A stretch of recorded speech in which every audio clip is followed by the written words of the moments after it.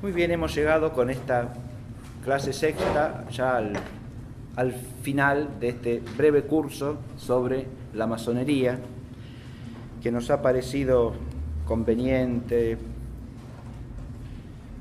y prudente también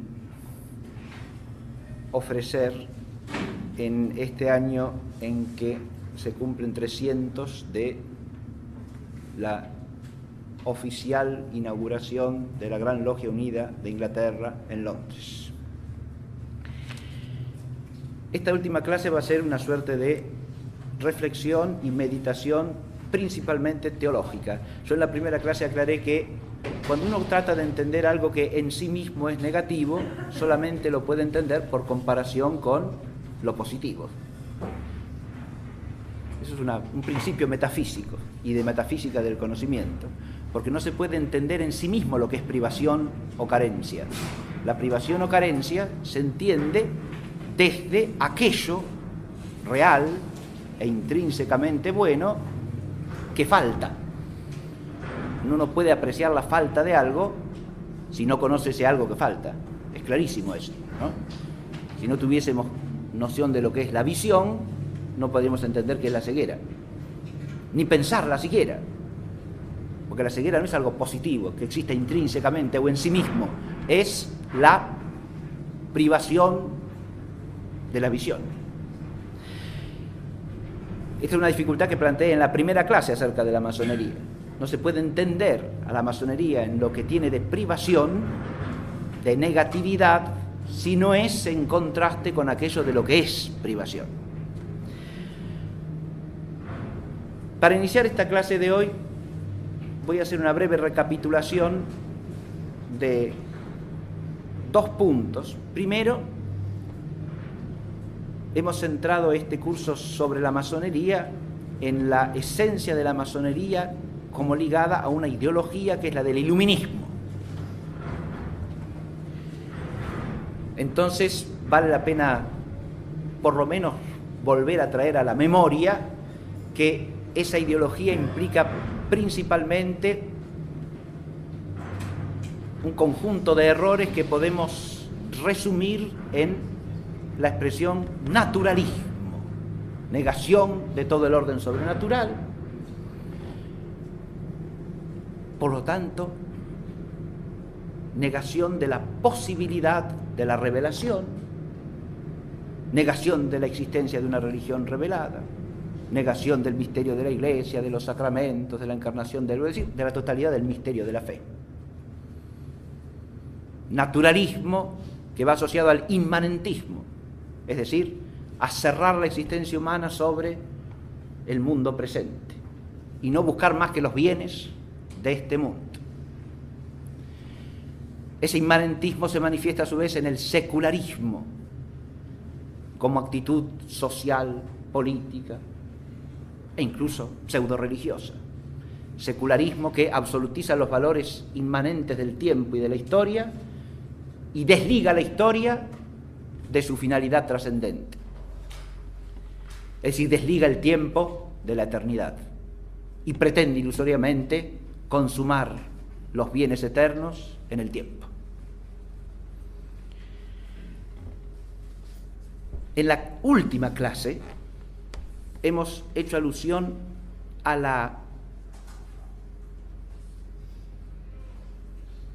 presencia, a la infiltración de esta ideología aún dentro de la propia Iglesia. Ese fue el último punto que consideramos en la clase pasada. Y hacíamos alusión a esto a través de una imagen simbólica, ¿no? Que era ese letrero luminoso sobre la Basílica de San Pedro, sobre la cúpula de la Basílica de San Pedro. Pero quedó en el tintero hacer alguna alusión a cómo es posible eso, porque cómo es posible que una ideología, con todas sus consecuencias prácticas a su vez, y con todas las estrategias prácticas que van asociadas al ideológico, como una ideología que no solo es ajena a la fe de la Iglesia, sino que es contradictoria con ella, puede estar presente. Es evidente que eso nunca puede darse de una manera abierta, directa, sino a través de modalidades indirectas, solapadas. Por eso yo había puesto al final del esquema de la clase anterior, si es que lo tienen a mano, una serie de estrategias por las cuales es posible que esa ideología circule, y de hecho circula, dentro de la propia Iglesia. Y ahí puse estrategias ideológicas, el historicismo, el modernismo, la interreligiosidad como principio superador de la fe tradicional, el pastoralismo como desprecio del dogma que debe subordinarse a estrategias prácticas de cualquier orden, y el dialogismo como la postulación de una actitud en la cual la verdad queda siempre relegada en función de la diplomacia. Todas estas estrategias, que no son más que estrategias, cuando se absolutizan y cuando pretenden usurpar el lugar de la fe verdadera, son vías por las cuales se infiltra la ideología inmanentista en la propia Iglesia. Hay estrategias lingüísticas también. Esto ya viene desde la misma ideología masónica, pero esas estrategias lingüísticas se instalan a su vez en la Iglesia y hay palabras que funcionan como disparadores de concepciones ideológicas y de actitudes.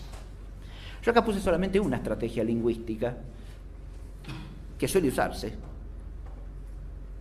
Eso se dice, eso no se dice. Yo recuerdo, doy un ejemplo sencillamente, hace unos cuantos años me tocó hablar en unas jornadas que se hicieron acá en La Plata sobre teología, filosofía y ciencia. Y durante la locución que a mí me tocó hacer sobre el concepto de ciencia, yo hablé de cómo el concepto fenomenista de ciencia, inmanentista, estaba ligado en su raíz a la concepción nominalista y a dos rasgos típicos de la mentalidad protestante.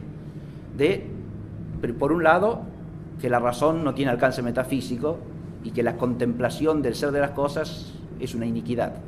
Y segundo, lo cual lleva a la idea de que no es posible una ciencia metafísica. Y por otro lado, a la idea del pragmatismo.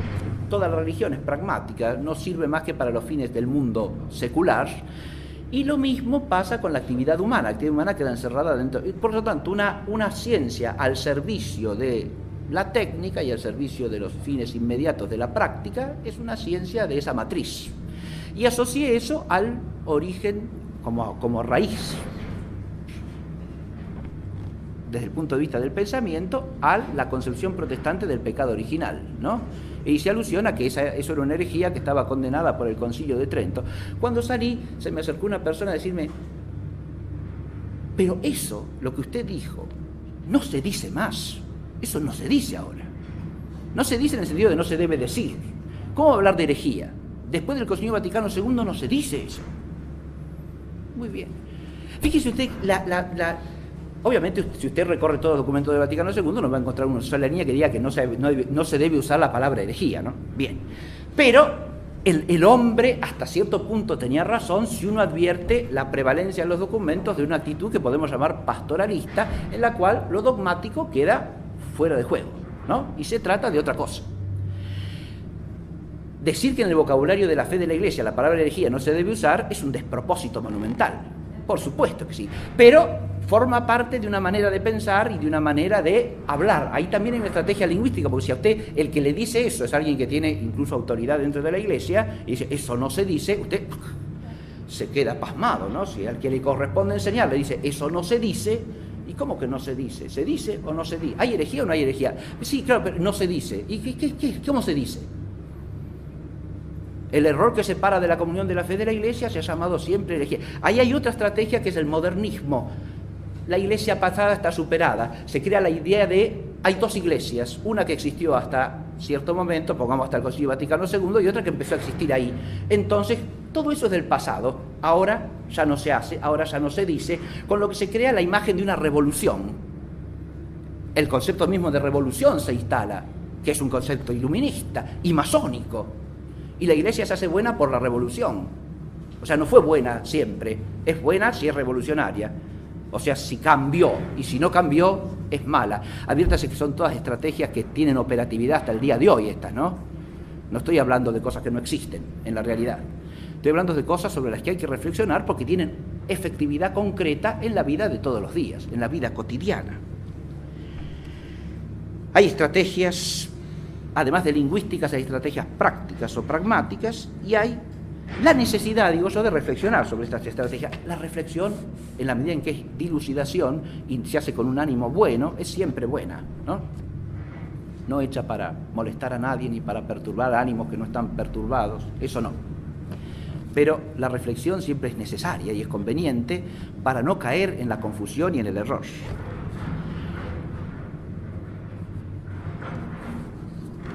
Ahora sí voy a empezar con el tema directo de hoy, porque todo esto es un prolegómeno para desembocar en qué. Si uno quiere reflexionar realmente sobre estas cuestiones, tiene que dejarse iluminar por la palabra de Dios. Y esta clase yo quiero centrarla en eso, en dos textos de la Sagrada Escritura, que son los que están implícitamente mencionados en el título de la clase, que se llama La masonería, el misterio de iniquidad y el anticristo. Misterio de iniquidad y anticristo son dos expresiones que estoy tomando de la Sagrada Escritura y que, si uno las quiere entender, no tiene que asociarlas a lo que a uno se le antoje. Como todo texto de la Sagrada Escritura, como toda palabra revelada, no es lícito, no es legítimo asociarlas a lo que a uno quiera o a lo que a uno bien le parezca, sino que hay que entenderlas con el mayor rigor posible. En uno de los comentarios que releí para esta clase, se hace una cita de un autor, hay un exégeta y biblista italiano, se llama Ricciotti, que tiene una historia de Israel muy buena, una vida de Jesús también, muy usada en cierta época. Ricciotti hace una cita con respecto a cómo la figura de el anticristo ha sido usada por muchas personas distintas, asociando las personalidades concretas de su propio tiempo, ¿no? Lo gracioso que tiene la versión de Ricciotti es que cita autores que toman como anticristo y como contrafigura del anticristo a dos personajes, y otro autor toma los mismos personajes pero invertidos, ¿no es cierto? Según su propia perspectiva política concreta de ese momento. Y lo que pongo esto para dejarlo de lado y descartarlo, porque lo que estamos tratando de hacer es entender un fenómeno general de la historia de la humanidad, de la historia de la Iglesia, como es la masonería, de la historia de la cristiandad, ¿no? Desde el punto de vista de la Escritura. Y para eso hay que ponerse en el punto de vista de la Escritura, no hacerle decir a la Escritura lo que a uno bien le parezca. Bien, voy a leer los dos textos y los vamos a comentar un poquitito, que eso va a ser la clase de hoy. En primer lugar, con respecto al anticristo y los anticristos, voy a leer el texto de la primera de San Juan, capítulo 2, 18 a 28, que dice así: Hijitos, esta es la hora postrera, y como habéis oído que está por llegar el anticristo, os digo ahora que muchos se han hecho anticristos, por lo cual conocemos que esta es la hora postrera. De nosotros han salido, pero no eran de los nuestros. Si de los nuestros fueran, hubieran permanecido con nosotros, pero así se ha hecho manifiesto que no todos son de los nuestros. Cuanto a vosotros, tenéis la unción del Santo y conocéis todas las cosas. No os escribo porque no conozcáis la verdad, sino porque la conocéis y sabéis que la mentira no procede de la verdad. ¿Quién es el embustero sino el que niega que Jesús es Cristo? Ese es el anticristo, el que niega al Padre y al Hijo. Todo el que niega al Hijo tampoco tiene al Padre. El que confiesa al Hijo tiene también al Padre. Lo que desde el principio habéis oído, procurad que permanezca en vosotros. Si en vosotros permanece lo que habéis oído desde el principio, también vosotros permaneceréis en el Hijo y en el Padre. Y esta es la promesa que Él nos hizo, la vida eterna. En este texto oímos a Juan usar más de una vez el término anticristo. Lo usa una vez en singular y las otras veces en plural.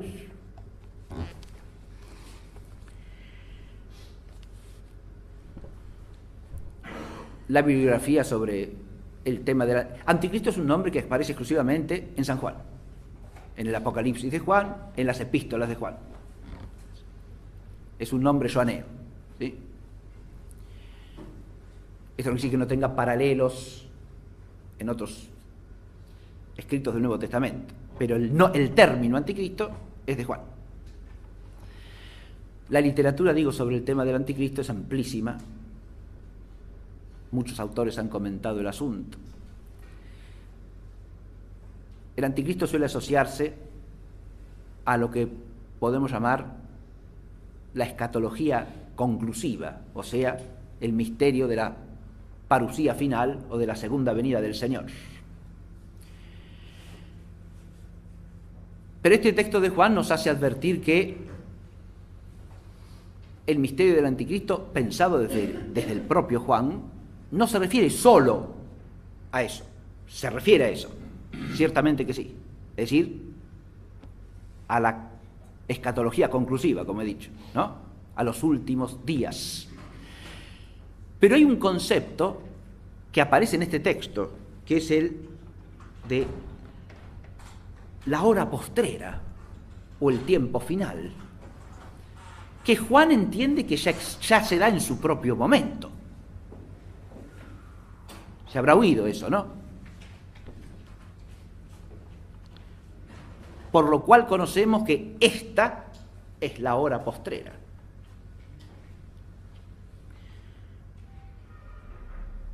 Como habéis oído que está para llegar el anticristo, os digo ahora que muchos se han hecho anticristos, por lo cual conocemos que esta es la hora postrera.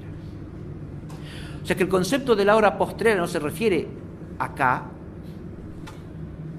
a los últimos días, se advierte, sino que abarca todo el tiempo desde la primera venida hasta la segunda venida del Señor. Y todo ese tiempo es tiempo del anticristo, porque el fenómeno que podemos llamar de los anticristos es un fenómeno paralelo a la existencia de la Iglesia de Cristo. La perspectiva teológica que surge de la totalidad de los datos escriturarios es básicamente esta que acabo de diseñar.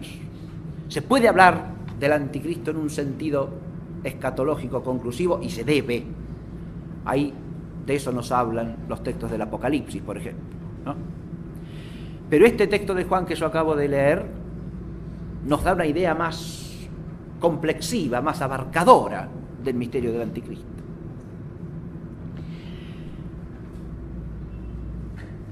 Otra cuestión discutida amplísimamente es si el anticristo ha de entenderse en sentido personal o en sentido colectivo. Y de nuevo, primero que nada, las dos inteligencias no son excluyentes. Porque que se piense en un anticristo personal o individual, escatológico final, no excluye la presencia de una multitud de anticristos a lo largo del tiempo de la historia. Y que haya una persona que encabece a cierto grupo no quiere decir que sea ella sola la persona, sino que también hace alusión a un colectivo, ¿verdad? De manera tal que no son cosas que se contradigan entre sí, sino que hay que pensarlas de manera compositiva y con suficiente complejidad, dada la complejidad de la historia. Acá es claro que Juan no habla de una sola persona, por eso habla de anticristos en plural, habla de muchos. Pero además nos da un concepto. ¿A quién se llama anticristo en este texto de Juan? Primero que nada, da una característica. De nosotros han salido, pero no eran de los nuestros. Si de los nuestros fueran, hubieran permanecido con nosotros. O sea que estos, a los que llaman anticristos, han salido de entre nosotros. Se entiende de entre los cristianos. Pero no eran de los nuestros. Claro, ¿cómo se entiende eso? Han salido de entre nosotros, pero no eran de los nuestros. Bueno, los exégetas acá también tienen que amacarse un rato para tratar de entender lo que dice Juan, pero resumiendo las distintas posibilidades de interpretación, hay una cosa que resulta clara. Juan acá está queriendo hablar de aquellos que aparentemente pertenecían a la Iglesia, pero no tenían una fe profunda, no estaban arraigados realmente en el misterio y por lo tanto no eran de los nuestros en ese sentido, ¿está claro? Pero ahí nos encontramos con el misterio de la... Hay un misterio detrás de eso, ¿no? La fe auténtica, la perseverancia o no en la fe, que es siempre un don gratuito. A aquellos a los que les escribe, les dice que conocen la verdad porque tienen la unción del Espíritu, ¿se entiende? ¿Quién es el embustero sino que el que niega que Jesús es Cristo? Acá, verdad está asociado a la unción del Espíritu y el error difundido por quien miente, el mentiroso, el embustero, ¿no? Eso es lo que se opone a la verdad. Y eso es la esfera del anticristo, ¿no? Ahora, ¿quién es el embustero sino el que niega que Jesús es Cristo? Pregunta. Una pregunta retórica, ¿no? ¿Quién es el embustero, el mentiroso, sino el que niega que Jesús es Cristo? O sea que la mentira primordial está en el rechazo del misterio de Cristo. ¿Quién es el embustero? Ese es el anticristo. Ese es el anticristo, dice Juan. ¿Está claro? O sea, el que niega que Jesús es Cristo. Ese es el anticristo. El que niega al Padre y al Hijo. Y después explica por qué ha dicho esto. Porque él dijo, el que niega que Jesús es Cristo. O sea, el que niega al Hijo, como Hijo, unigénito del Padre, encarnado, que es el Salvador del mundo, ¿no? Ahora, el que niega al Hijo, también niega al Padre. Acá Juan se está haciendo eco de las palabras del Señor. El que os recibe a vosotros, le dice a los discípulos que envía, me recibe a mí y aquel que me ha enviado. Y el que os rechaza a vosotros, me rechaza a mí y a aquel que me ha enviado. Y el mismo Señor dice también, uniendo al Padre y al Hijo en una perspectiva de igual dignidad, nadie conoce al Hijo sino el Padre, y nadie conoce al Padre sino el Hijo y aquel a quien el Hijo quiera revelárselo. Estas palabras del Señor son las que están sonando acá y encuentran su eco en lo que dice San Juan, con fidelidad plena a la enseñanza del Maestro. El que niega al Hijo, niega al Padre. Nadie puede recibir al Padre si no recibe al Hijo. Nadie acepta al Padre si no acepta al Hijo. Todo el que niega al Hijo tampoco tiene al Padre. El que confiesa al Hijo tiene también al Padre. Lo que desde el principio habéis oído, procurad que permanezca en vosotros. Lo que desde el principio habéis oído, procurad que permanezca en vosotros. Fíjense, acá hay una expresión bellísima de Juan que se refiere a lo mismo de lo que habla Pablo en otro sentido. Pablo le dice a Timoteo, y en él a todos los obispos de la iglesia de su tiempo y hasta que el Señor vuelva, que custodien fielmente el depósito, ¿no? Y acá Juan lo dice desde el otro lado, desde los que tenemos que oír la predicación del depósito, ¿no? Se refiere al oído creyente. Hay una enseñanza de la fe y hay un oído de la fe, un oído creyente. Y lo que Juan nos dice es, lo que desde el principio habéis oído, procurad que permanezca en vosotros. Esto es un lema llamado a atravesar la historia entera de la Iglesia, ¿no? Ese es el oído que tenemos que tener. Lo que hemos oído desde el principio, hemos de procurar que permanezca en nosotros. Ese nosotros abarca a todos los cristianos de todos los tiempos. Desde Pentecostés, que estamos por celebrar, hasta que el Señor vuelva. Y en ese sentido, la hora final es toda una hora, ¿sí? Es una única hora. Que en los tiempos de la historia terrena pueden ser siglos, pueden ser milenios. Son lo que Dios quiera que sean. Y que solo Él sabe, porque eso, la medida temporal de eso, sabemos que no ha querido revelarla.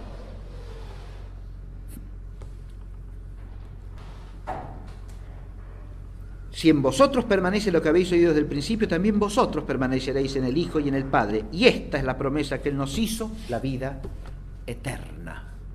Fíjense cómo Juan parece saltar, es sorprendente esto, ¿no? Desde el conservar en el oído lo que se nos ha enseñado y lo que se nos ha prometido, a la vida eterna, ¿no? Esto es lo que se nos ha prometido, la vida eterna, porque esa fe nos hace participar de la vida divina, que es la vida eterna, ¿verdad? Esto es hay en la contemplación teológica de Juan, la vida del cristiano como vida de fe, que es inseparable de la fe que opera por el amor, expresión paulina que en Juan tiene perfecto paralelo, ¿no? Porque la fe y el ágape son inseparables. El ágape, que es amor de Dios por sobre todas las cosas y del prójimo en Dios y conforme al amor de Dios. Esa unidad perfecta de la fe y del amor son lo que constituye el núcleo de la vida eterna, con la diferencia de que mientras estamos en el tiempo oímos en fe, vemos como en espejo y en enigma, para usar la expresión de Pablo, no tenemos la visión. Eso es propio de la plenitud consumada de la vida en la gloria de Cristo.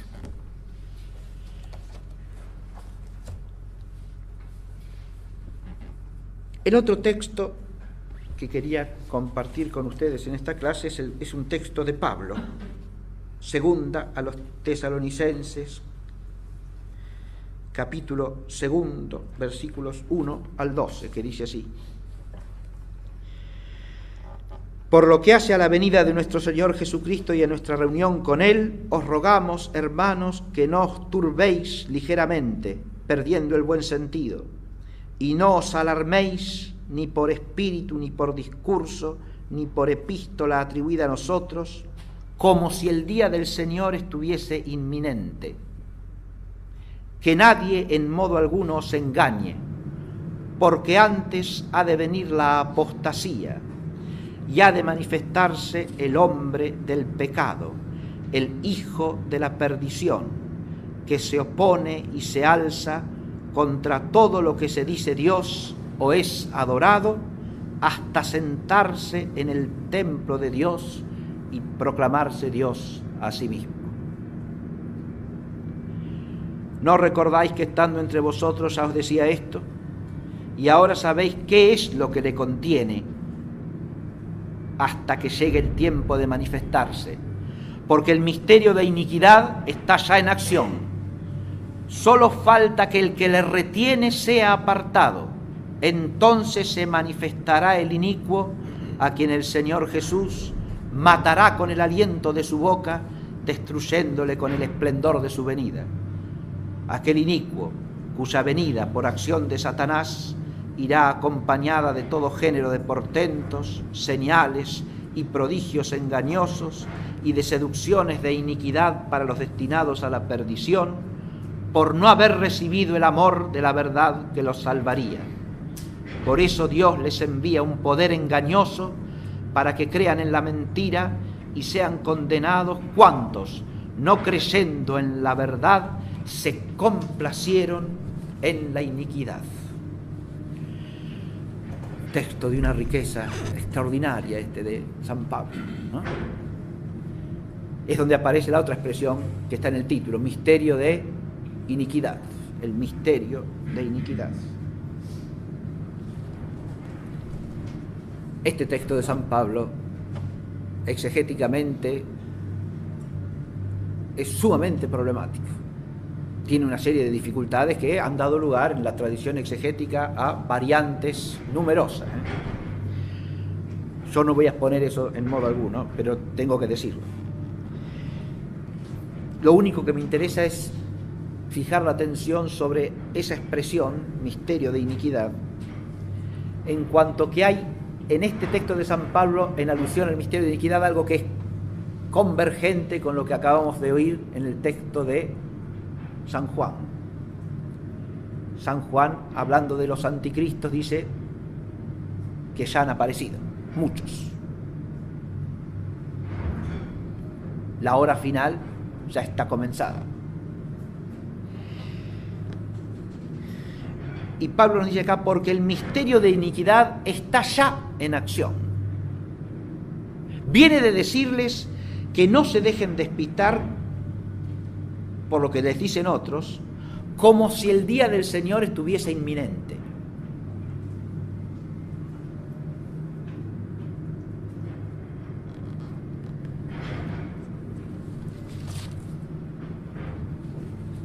Y no está inminente, les dice, porque antes ha de venir la apostasía y ha de manifestarse el hombre del pecado. Esa expresión, el hombre del pecado, tiene inclusive una problemática crítico-textual, porque hay toda una familia, hay una serie de códices que traen una expresión, que es la que está traducida acá, hombre del pecado, tesjamartías en griego, y hay otra serie de códices que pone hombre de la anomía, es decir, de la falta de toda ley, ¿sí? De la falta de todo principio normativo, de la negación de toda ley. Una expresión, son expresiones en el fondo convergentes, pero el matiz es distinto. El pecado es lo que se aparta de la ley. La anomía implicaría la negación de toda ley, ¿no? Es más radical, si se quiere, más profundo. Es el rechazo de la ley misma, de toda ley. San Pablo acá está trazando también una perspectiva escatológica, que tiene como horizonte final los últimos días. Es decir, también nos traza una perspectiva que tiende la mirada hasta la segunda venida del Señor. De eso se trata en el pasaje de entrada, ¿no? No penséis que es inminente, porque todavía falta la apostasía y que se manifieste el hombre de la iniquidad. Bien. Pero eso no coincide con esto otro que dice, es decir, ni la apostasía ni el hombre de iniquidad se pueden identificar con el misterio de la iniquidad, porque el misterio de la iniquidad, dice, ya está en acción, o sea, ya está presente. Esto es lo que quería destacar en convergencia con lo que dice Juan. Pablo, por un lado, les dice, no penséis que la segunda venida es algo inminente, pero al mismo tiempo les dice que el misterio de iniquidad ya está en acción, ya está operando. Y ahí es donde aparece el tema del catejon, o sea, de lo que lo retiene o lo que lo impide, ¿no? ¿Le impide qué? ¿Existir? No. Le impide manifestarse, que es otra cosa distinta. Fíjense ustedes, leo eso. Porque el misterio de iniquidad está ya en acción, solo falta que el que le retiene sea apartado. Entonces se manifestará el inicuo, a quien el Señor Jesús matará con el aliento de su boca, destruyéndole con el esplendor de su venida. Ahí ya nos lleva al término final, ¿no? A la escatología conclusiva. ¿Y qué es lo que les enseña a los tesalonicenses? La victoria del Señor en su venida, ¿no? Atención. Cuando se suelte ese retén y se manifieste plenamente el misterio de iniquidad, eso es lo que nos lleva a una perspectiva escatológica final. Entonces surgirá el inicuo. Ahí sí parece hablar en un sentido personal, de un inicuo que es cabeza de muchos, pero que es alguien personal, ¿no? A quien el Señor Jesús matará con el aliento de su boca, destruyéndole con el esplendor de su venida.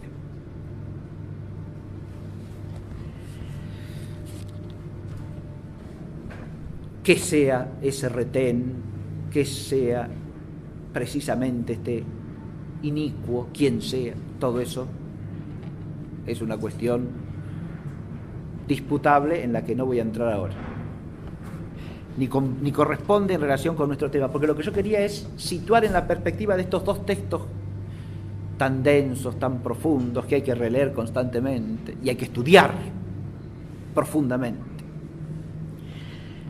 nuestra temática. Porque aun cuando prescindamos de si el fenómeno masonería tiene o no que ver con la escatología conclusiva. Con lo que sí claramente tiene que ver es con los anticristos y el misterio de iniquidad como algo ya operante desde que está instalada la Iglesia en el mundo. ¿Está claro esto? ¿Qué tiene que ver con esto? Es lo que he tratado de dar a entender en todo este curso. Y es lo que quiero meditar conclusivamente en la clase de hoy. En primer lugar, tiene que ver con el misterio del anticristo tal cual aparece en el texto de Juan que hemos leído. Y la respuesta afirmativa se impone. Porque dice así Juan, que el anticristo es el que niega que Jesús es el Cristo. Y esa negación del misterio sobrenatural de Cristo, verbo encarnado y redentor, es constitutiva de la ideología y de la acción de la masonería desde su origen y mientras exista. De modo que forma parte de ese misterio colectivo del anticristo del que habla Juan en la epístola.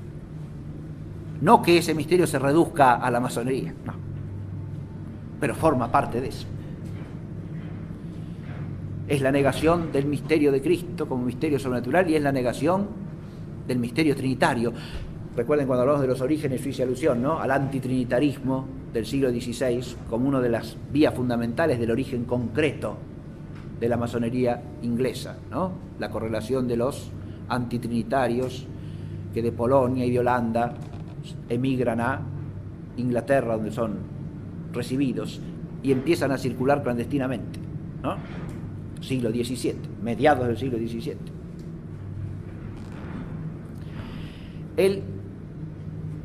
El antitrinitarismo, el que no recibe al Hijo, no recibe al Padre, y por supuesto no recibe al Espíritu Santo, ¿no?, que es el don del Padre y del Hijo. Es otro signo fundamental de la masonería. Se puede encubrir bajo la vestimenta de un tolerantismo religioso universal, que no es más que la declaración de antitrinitarismo, porque si la Trinidad no es más que una representación religiosa entre otras, no se recibe ni al Hijo, ni al Padre, ni al Espíritu de ambos. Y también la podemos contemplar desde ese misterio de iniquidad del que habla San Pablo. El texto de San Pablo tiene unas expresiones que quiero releer al respecto.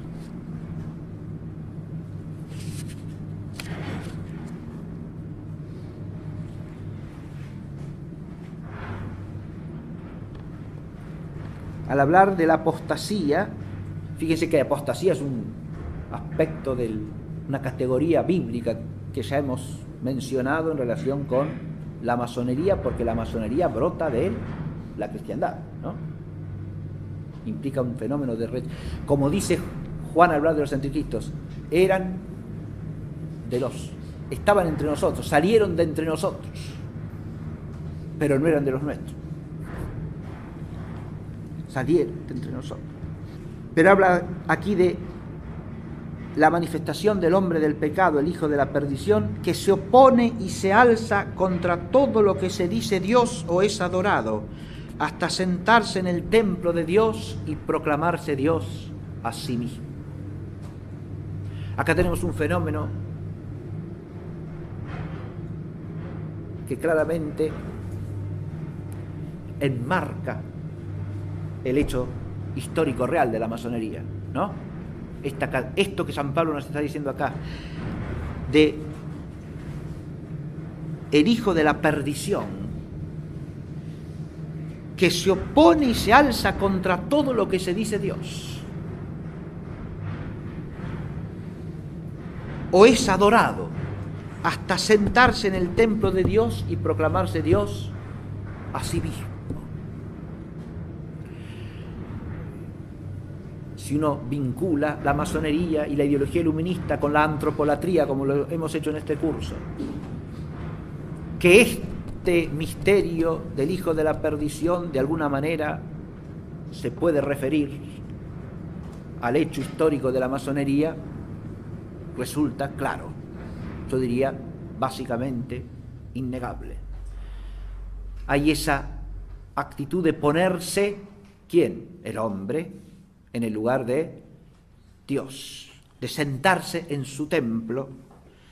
Sentarse en tu templo quiere decir ponerse en el templo como quien es el Dios adorado en el templo, ¿no? Hacer del templo su asiento, una expresión de sabor bíblico veterotestamentario, porque la gloria de Dios tiene su asiento en el templo, en su santa morada. Y en el lugar de la gloria de Dios se pone Él, el hombre mismo.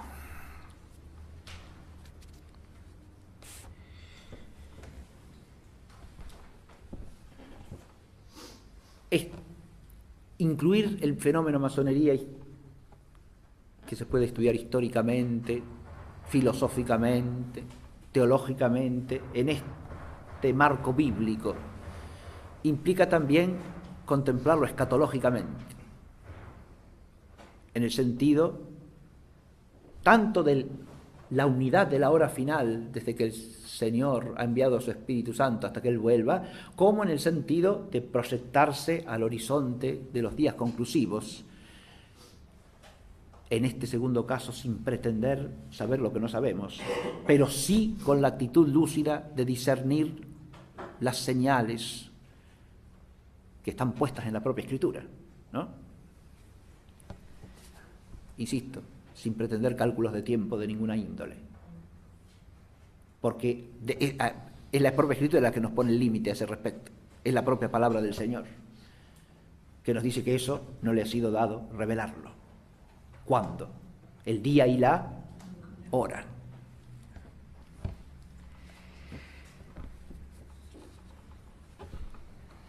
Para terminar, desde aquí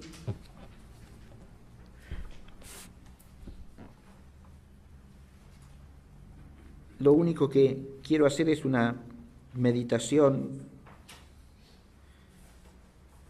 con un mínimo orden, pero una meditación un poco más suelta, acerca de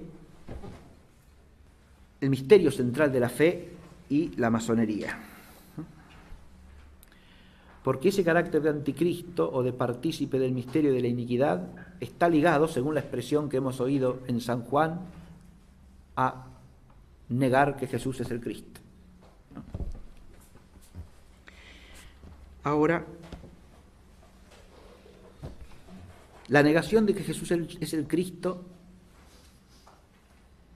tiene una forma pertinaz desde la manifestación del misterio de Cristo, que es la negación de la cruz de Cristo. Y es importante centrar la mirada en esto porque es algo a lo que muchas veces nosotros mismos cristianos nos vemos tentados. Porque el misterio pascual de Cristo, que tiene su signo en la cruz, culmina en su resurrección. Pero para resucitar hay que pasar por la cruz. Y como dice Pablo, la cruz es escándalo para los judíos y necedad para los paganos, para los griegos, para los gentiles.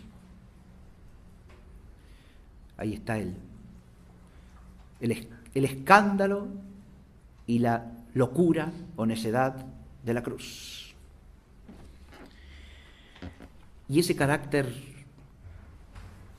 paradojal, al mismo tiempo terrible, que es uno de los signos de su verdad divina, ¿no?, que tiene la cruz, es algo en lo que conviene poner un poco la atención.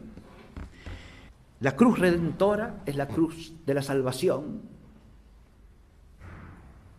es la cruz donde entrega su vida el Verbo encarnado,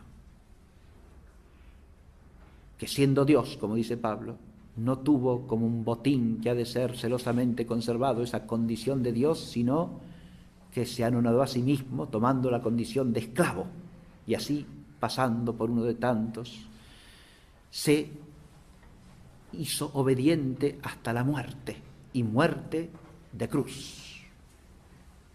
Se hizo obediente hasta la muerte y muerte de cruz. Es este misterio estremecedor, ¿no?, del abajamiento del Rey, el Rey de la gloria, en la cruz, patíbulo infamante, lo que muchas veces el mundo quiere borrar. Y lo que nosotros tenemos que tratar de que no sea borrado de nuestro oído de fe, ¿no? Como decía, conservad, retened todo lo que habéis oído desde el principio. Y el misterio de la cruz que salva es centro de esa fe que hemos oído desde el principio. Esa cruz de Cristo es la gloria de Jerusalén, la única gloria. Jerusalén es la ciudad santa, sí. ¿Por qué? Y porque es la ciudad donde murió el Cordero que quita el pecado del mundo. Jerusalén no tiene ni puede tener otra gloria. La gloria definitiva de Jerusalén no es el templo de Salomón. No, señor. La gloria de Jerusalén no es ni puede ser la mezquita de la Roca. La gloria de Jerusalén ni siquiera es la Basílica del Santo Sepulcro, porque esa es el memorial de la gloria de Jerusalén. La gloria de Jerusalén es el Señor, y es el Señor crucificado y resucitado. Él es el Rey de la gloria. Dice el salmista en un salmo que se canta siempre en la fiesta de la Ascensión, refiriéndose a la entrada del templo de Jerusalén: puertas, alzad vuestros dinteles, levantaos puertas antiguas, porque va a entrar el Rey de la gloria. ¿Quién es el Rey de la gloria? El Señor, el fuerte, el poderoso. Él es el Rey de la gloria. Él, el Rey de la gloria, es el Señor crucificado. Por eso la cruz de Cristo es la gloria de Jerusalén. Y la cruz permanece mientras el mundo da vueltas. Este es el lema de la orden cartujana, ¿no? Y el silencio de la cartuja, que debe formar parte de la vida espiritual de todo cristiano de alguna manera, aunque no sea como para un cartujo, ¿no? Es algo necesario para entender realmente esto, comprenderlo, hasta diría yo saborearlo, ¿no? La cruz de Cristo permanece, porque el misterio de salvación es más profundo que todas las cosas del mundo. El mundo podrá extraviarse cuanto se quiera, pero eso no suprime la cruz de Cristo. Al contrario, la cruz de Cristo permanece, porque la cruz de Cristo es la palabra definitiva de Dios. Es la palabra salvadora, es la palabra que nos da la vida eterna, como decía Juan.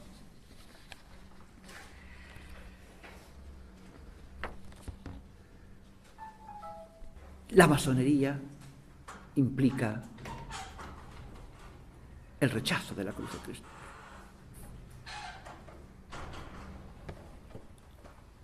Es la negación de la cruz. Hasta se esfuerza por borrar la cruz de todo lugar público. Ahora en Alemania hay una gran discusión últimamente, porque han restaurado, como hacen los alemanes magníficamente, un edificio que estaba ruinoso, ¿no?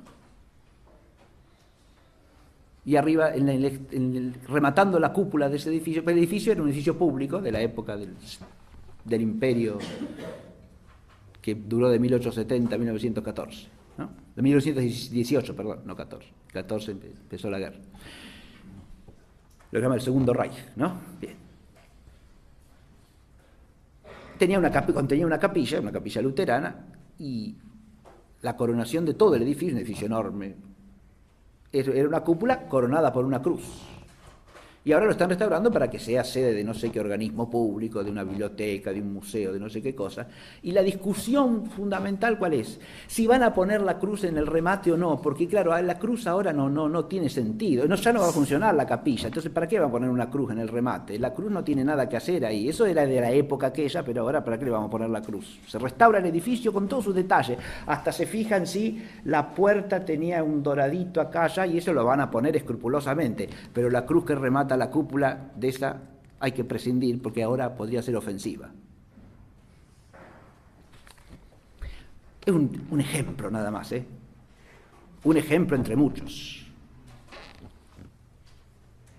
Además de la cruz, yo he puesto acá el misterio de la encarnación del Verbo, la encarnación del Logos. Y este es el otro aspecto fundamental que vemos rechazado por toda la ideología asociada a la masonería, circule por donde circule, afuera, adentro, a veces en nosotros mismos que somos partícipes de este mundo y por ahí pensamos ciertas cosas desde las categorías que recibimos, ¿no? La masonería se opone al misterio de la encarnación del Logos porque este misterio es la plenitud de lo sobrenatural. Y el naturalismo rechaza todo lo sobrenatural. Si nosotros fijamos nuestra mirada en esto, si predicamos esto, no solo con la palabra, si es que nos toca, enseñándolo de la manera en que nos toque, transmitiéndolo, diciéndolo, sino además lo vivimos en nuestras actitudes, en nuestros gestos, entonces el misterio permanece vivo y permanece irradiante. ¿Vivir qué? Este misterio de la encarnación del Verbo. El misterio de la encarnación del Verbo que es el centro de toda la historia de la salvación y la culminación del designio de Dios. Porque toda la naturaleza existe para el orden sobrenatural, pero todo el orden sobrenatural existe para el Verbo encarnado y para su gloria, que es lo que constituye teológicamente, según el lenguaje teológico, el orden hipostático, que es el orden de las tres divinas personas. Y el Logos es el Hijo unigénito del Padre, coeterno y consubstancial con Él. Nosotros podemos a veces correr el riesgo de que estas cosas nos suenen a algo que... ¿Pero qué tiene que sentir? ¿Qué sentido tiene hablar de todo eso cuando pasa esto y pasa esto en el mundo? Si nos da la impresión que hablar del misterio de la Trinidad y de la encarnación del Verbo ha perdido sentido, los que hemos perdido el oído de la fe somos nosotros.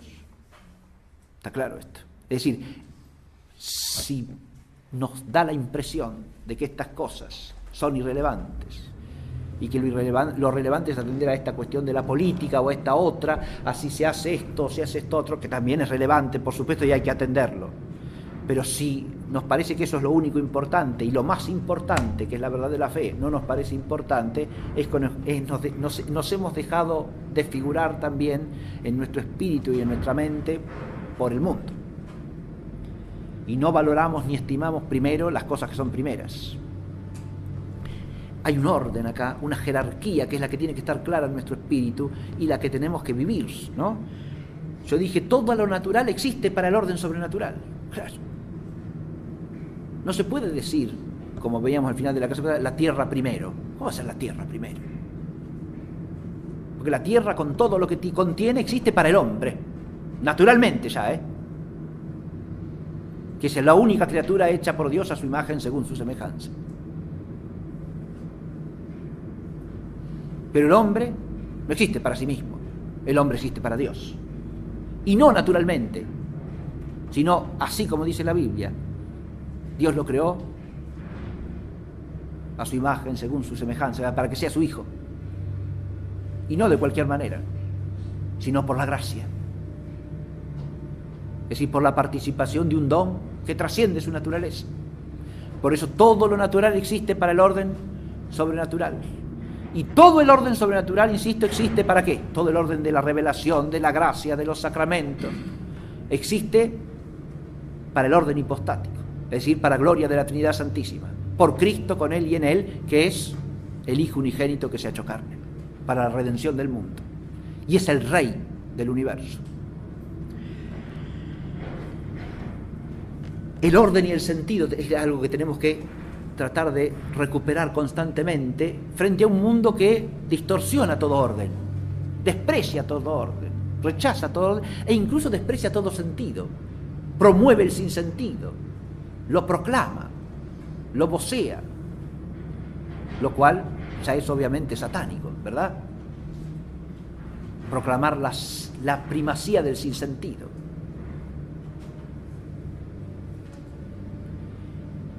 Hay autores que escriben esas cosas, que se han dedicado toda la vida a escribir esas cosas, que enseñamos como si fuesen filósofos. ¿Cómo va a ser amante de la sabiduría un personaje que se dedica a difundir semejante perversidad? Es lo que no es. Ni por el más espantoso de los equívocos se lo puede llamar filósofo. Es un antifilósofo. Es un enemigo de la sabiduría, no un amante de la sabiduría, es un sofista, que no un filósofo. Ahí hay una actitud de vigilancia, ¿ven? Y de nombrar a las cosas por su nombre, no darles el nombre que les da el mundo porque se los da el mundo, porque los nombres nos remiten a las cosas, y si usamos mal los nombres, nos despistamos. Si usamos el nombre tal o cual de cualquier manera, nos despistamos. El uso del lenguaje es la primera guía que tenemos para pensar rectamente. Y si hablamos mal, pensamos mal. Y si los nombres los usamos mal, si nombramos a las cosas no solo por un nombre que no le corresponde, sino por el nombre que es antitético del nombre que le corresponde, entonces nos perdemos. Nos perdemos por lo menos en la relación con las cosas. No sabemos de qué estamos hablando. Si todos los nombres se nos tornan equívocos, si cuando decimos libertad no sabemos de qué hablamos, si cuando decimos filosofía no sabemos de qué hablamos, si cuando decimos paz no sabemos de qué hablamos, si cuando decimos hombre no sabemos de qué hablamos, si cuando decimos Dios no sabemos de qué hablamos, todos los nombres se nos tornan equívocos, se nos trastruecan, se nos confunden, entonces estamos sumergidos en la oscuridad. Y ya no hay camino que caminar ahí, ¿eh? Somos juguetes de algún poder que nos maneja, ¿verdad? Que para eso es la confusión. La confusión degrada al hombre, lo irracionaliza y lo hace juguete de fuerzas oscuras, a las que se opone tanto la razón como la luz de la fe, pero sobre las que no puede vencer la razón sola, sino solo la luz de la fe y la vida conforme a la fe. Y el misterio de la encarnación implica la transfiguración y el reino. El hombre, por la gracia de Cristo, es hecho hombre nuevo, hombre transfigurado. Acá hay una cuestión importantísima para confrontar todo misterio de iniquidad, todo anticristianismo y a la masonería en ese ámbito. Y es vivir este misterio de la transfiguración. ¿Qué quiere decir eso? Hacerse partícipe de la gracia de Cristo eficazmente, ¿no? Cada uno con su vida y la comunidad como comunidad, y la sociedad como sociedad, y la cultura, todo. Fíjense que todas las estrategias masónicas desde el origen hasta hoy, mientras dure la masonería, vuelvo a usar esa expresión, implican ir quitándole al influjo de la gracia de Cristo diversos sectores de la realidad. El orden jurídico, el orden político, la vida social en su conjunto, la familia. En lugar de ordenarse según la ley de Cristo, todo eso ahí, el Estado, la ley, la familia, va siendo progresivamente sustraído, ¿no? El fenómeno es complejo, porque para que pase eso hay que demonizar el orden social cristiano, la familia cristiana, convertirlos en una patraña sin sentido, ¿no? En algo malo que hay que combatir, en el antiguo régimen que hay que eliminar, porque era injusto, perverso, maligno, ¿no? Y viene la revolución que nos salva de todo eso, es la verdadera salvadora, no Cristo, ¿no? Y entonces nos da la Constitución salvadora, nos da la ley humana salvadora, etcétera, etcétera. Y hemos caído en una confusión total. cuyo efecto final ¿cuál es? Sustraer, insisto, progresivamente sectores, vastos sectores de la vida humana concreta del influjo de la luz, de la verdad y del influjo de la gracia de Cristo. Todas las formas de secularismo, de laicismo, de irreferencia, o sea, de no referir la actividad humana en el tiempo a lo eterno, por Cristo, con Él y en Él. Las artes, los oficios, las profesiones. Las profesiones. Ayer me dieron una fotocopia porque les pedía, yo tengo en el seminario algunos alumnos que son redentoristas, ¿no? Entonces, les doy filosofía del derecho entre las materias que les doy. Y entonces les pedí que me hicieran una fotocopia del dodecálogo de San Alfonso María de Ligorio para los abogados, ¿sí? No sé si lo conocen. Ahí pone San Alfonso una serie de preceptos referidos a cómo debe comportarse un abogado para realizar su oficio cristianamente, ¿no? Dije los oficios, y me vino enseguida este ejemplo porque lo estuve leyendo ayer, ¿no? El abogado, oficio hecho cristianamente. Y eso que dice ahí del abogado se puede decir del carpintero, del herrero, de todo, ¿sí?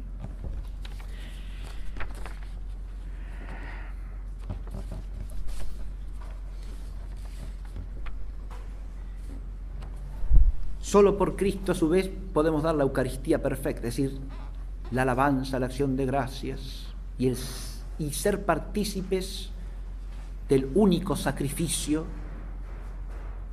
redentor, el que ha abolido todos los sacrificios de la antigua alianza, que no eran más que prefiguración y preparación, de lo cual es signo el desgarramiento del velo del templo en el momento de la muerte del Señor en la cruz.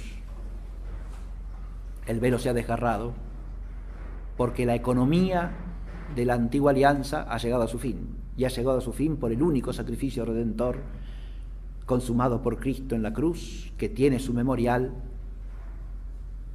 en la Santísima Eucaristía. La Eucaristía es la acción de gracias perfecta que el Hijo tributa al Padre, y solamente por medio de Él podemos alabar, glorificar y dar gracias al Padre en el Espíritu.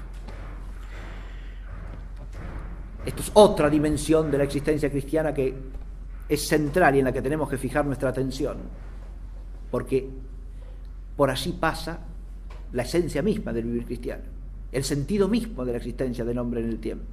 Es a través de la Eucaristía que podemos ofrecer todo ese mundo transfigurado en la medida de nuestra energía humano-divina, es decir, de nuestras acciones vivificadas y elevadas por la gracia de Dios. Es en esa Eucaristía que las podemos elevar a Dios, presentárselas como ofrenda para que por Cristo lleguen a Dios, como ofrenda de alabanza. El mundo entero se hace así partícipe del misterio de la acción de gracias que solamente el Hijo puede dar como corresponde al Padre. Nosotros no podemos darle gracias a Dios como debemos. Recordemos eso que dice Santo Tomás, que la religión es parte anexa a la virtud de la justicia, no es parte realmente subjetiva. ¿Por qué? Porque le falta una nota de la justicia en sentido perfecto a la virtud de religión. La justicia exige que demos tanto como debemos, y a Dios no le podemos dar nunca tanto como debemos. Nunca hay equidad ahí, porque siempre le damos menos. Tenemos que dar todo lo que podemos, dice Santo Tomás, todo lo que podemos. Pero aunque demos todo lo que podemos, nunca damos lo que debemos, ¿no? Siempre le debemos más. El único que da una oblación perfecta al Padre es el Hijo, porque es Dios como el Padre. En su dignidad divina hay una correlación y hay una alabanza condigna, de la que Él condesciende a hacernos partícipes a nosotros.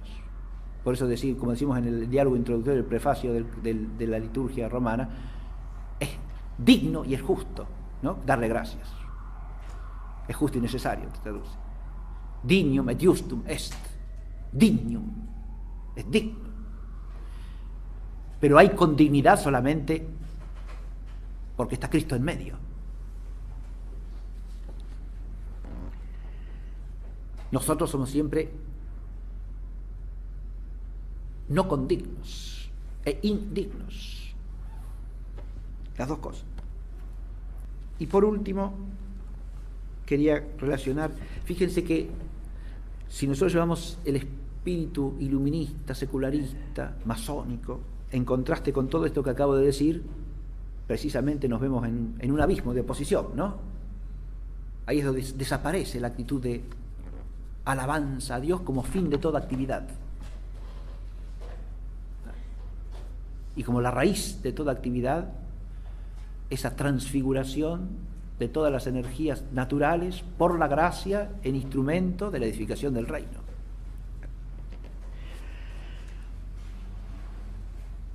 Por último, volvamos a San Juan, con el que empezamos, ¿no?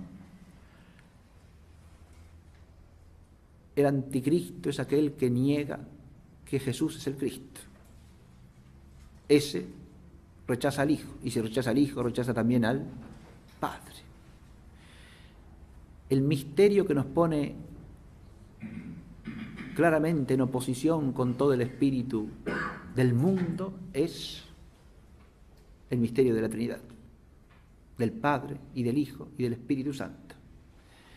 Y es también el misterio del amor infinito de esta Trinidad Santísima, en virtud del cual existe el universo entero, en virtud del cual existimos nosotros, porque Él lo ha querido, en su libérrimo amor creador, el mismo amor creador libérrimo por el cual ha querido redimirnos, porque no nos debía la redención, ni nos la debe nunca. Si la recibimos es por gracia. El mismo amor por el cual llevará a su consumación el reino del Hijo. El mismo amor por el cual de la boca del Hijo brotará el aliento que destruirá al hijo de la perdición, para instaurar la plenitud de la gloria que no tiene fin. Esta es la perspectiva en la que me parece que conviene situarse para contemplar o para meditar desde la fe todo misterio de anticristo y todo misterio de iniquidad operante en la historia. Y con la clara y firme convicción de que la totalidad del misterio de la historia está bajo el designio de la providencia divina. Por eso tenemos que recurrir a la Escritura, porque el designio de la providencia lo conocemos a partir de la Escritura, no por nosotros mismos, no por nuestra razón, sino por la revelación divina. A este respecto sí quiero hacer una aclaración teológica que es elemental, pero que es importante. No confundamos nunca lo que se llama en teología, a veces la teología tiene un lenguaje muy especulativo, pero son distinciones cruciales que tienen una consecuencia espiritual enorme. No confundamos nunca lo que se llama el decreto positivo de la voluntad divina con la voluntad de Dios permisiva o tolerante. ¿Está claro? Los males Dios los permite o tolera, nunca los quiere. Dios no puede sino querer el bien. Es como eso no es una impotencia, no, la impotencia es poder querer el mal. Eso es propio de una voluntad impotente, relativamente, o sea, imperfecta. La voluntad de Dios, como es perfectísima, solo ama a Él bien, solo se quiere lo que se ama, ¿sí? No se puede jamás atribuir a Dios una voluntad positiva del mal,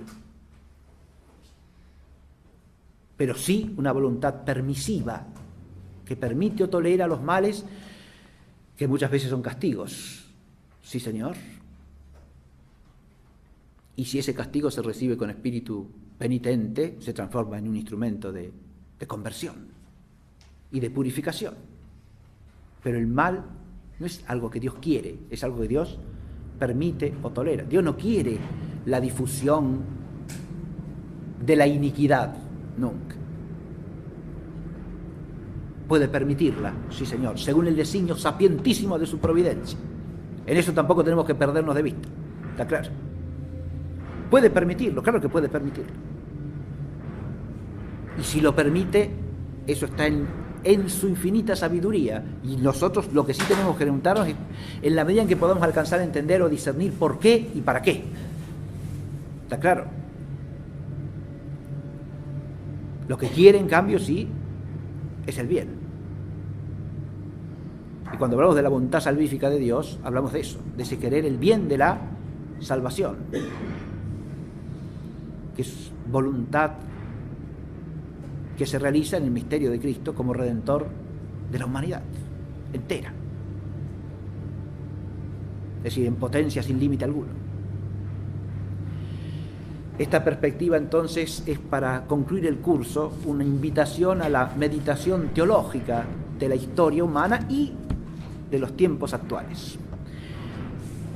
Lo único que quiero agregar a esto es, ya que estamos en la víspera de Pentecostés, oír el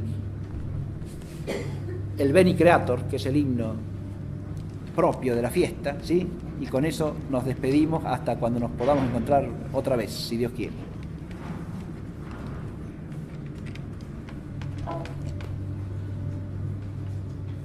Está el...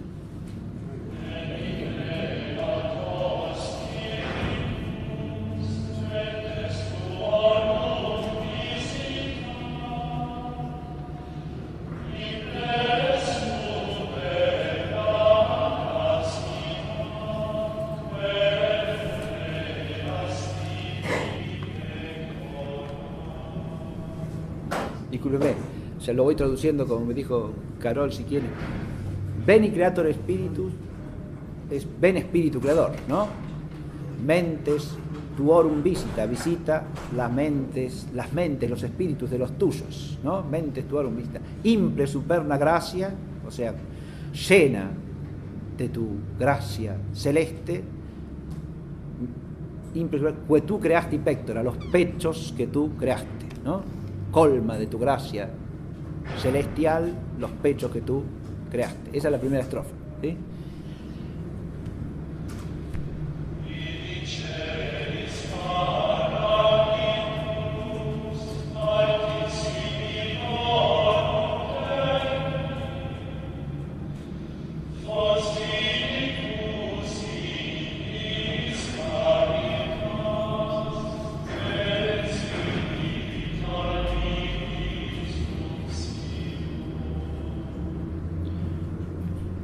Tú que eres llamado Paráclito, ¿no? Quidiceris Paráclitus, Doni Dei altísimo, altísimo don de Dios. Fuente viva, fuego, caridad, ¿no? Fons vivus ignis caritas, et spiritualis unctio, es decir, y unción espiritual, ¿no? Fons vivus ignis caritas, et spiritualis unctio. Fuente viva, fuego, caridad. Es hermosa esa sucesión de estas tres expresiones, ¿no? Poéticamente, fuente viva, que nos hace sentir el frescor de la fuente, ¿no? De una fuente, de un arroyito de agua clara que está surgiendo. Fuente viva y al mismo tiempo fuego. Ese fuego luminoso que enciende, que da vida, ¿no? Fuego. Fuente viva, fuego, caridad. La caridad resume las dos cosas, porque la caridad nos enciende, nos ilumina, apaga nuestra sed, nos limpia, nos refresca, nos lava, como el agua viva, como la fuente de agua viva. Y unción espiritual, ¿no? Unción, esa es la unción de Dios, la unción.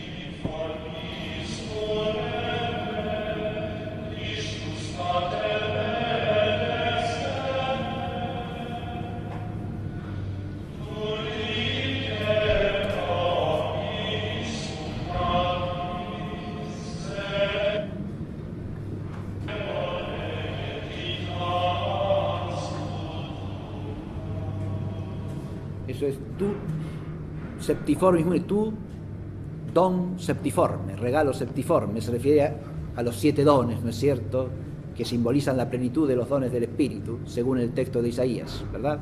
El don tu don o regalo o don septiformis mune. Digitus paterne dextre, es decir, dedo de la diestra de Dios. Es el dedo de Dios. Es una expresión muy enigmática en el texto del himno, que se llama el espíritu dedo de Dios, dedo de la diestra paterna, ¿no? Como si fuese el dedo con que Dios da la orden de crear, o el dedo con que Dios toca para infundir la vida, ¿no? O el dedo con que se toca los ojos o el oído en el bautismo para abrirlos a la palabra de Dios, ¿verdad? Pero Él es el dedo de la diestra de Dios, el dedo de la diestra de Dios. Tu rite promisum patris sermone ditans guttura, es decir, tú prometido por el Padre, que pones las palabras en nuestra garganta, ¿no? Que nos haces hablar, que nos das el poder comunicar su palabra, la palabra de Dios, ¿verdad?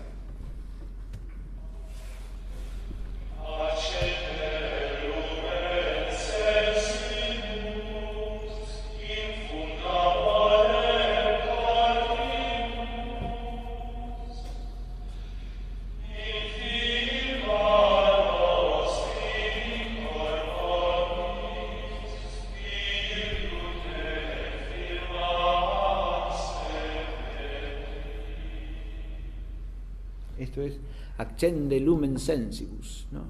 Enciende la luz en nuestros sentidos, accende lumen, la luz para nuestros sentidos, accende lumen sensibus, infunde amorem cordibus, o sea, infunde el amor en nuestros corazones.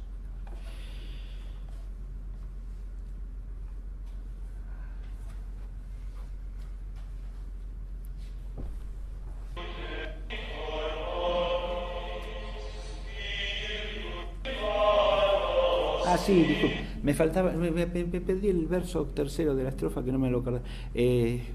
Infirma nostri corpora virtute firman perfecti. Virtute, esto es, nuestros cuerpos débiles, ¿no?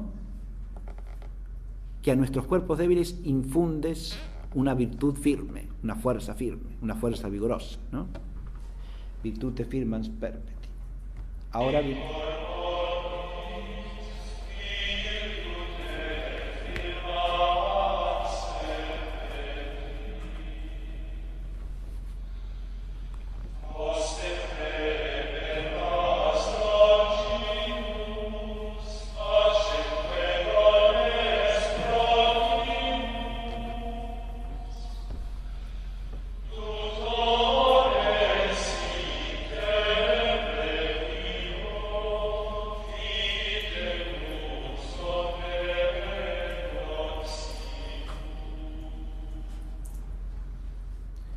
Ostem repelas longius, es decir,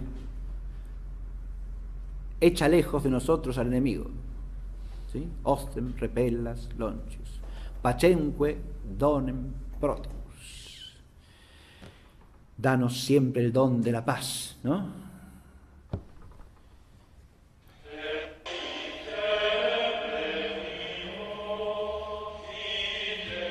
Y siendo tú siempre el guía que va por delante, evitemos todo lo que es malo, ¿no? Ductore sic te previo, vitemus omne noxium.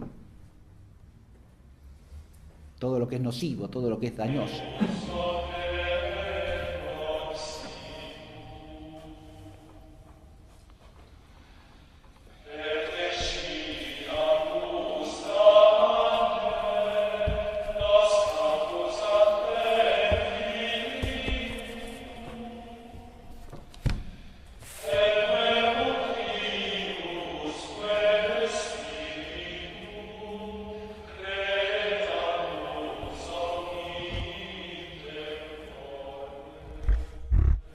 Ya, esto es la última estrofa en realidad, que es como una doxología trinitaria, ¿no? Per te siamus da patrem, da que por ti sepamos acerca del Padre, conozcamos al Padre.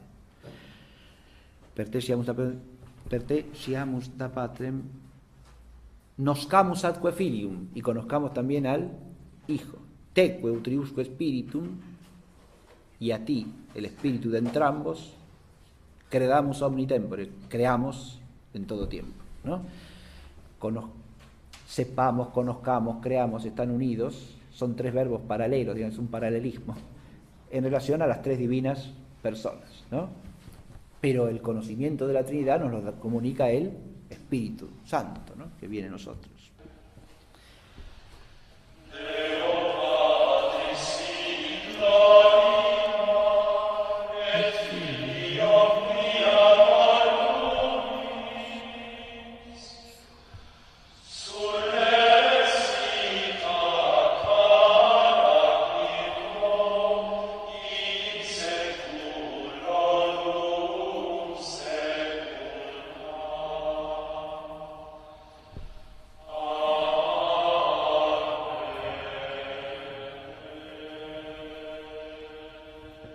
Esa estrofa sí es la doxología final, ¿no? Demos gloria al Padre y al Hijo que resucitó de entre los muertos y al Espíritu Santo por los siglos de los siglos. Amén, ¿no?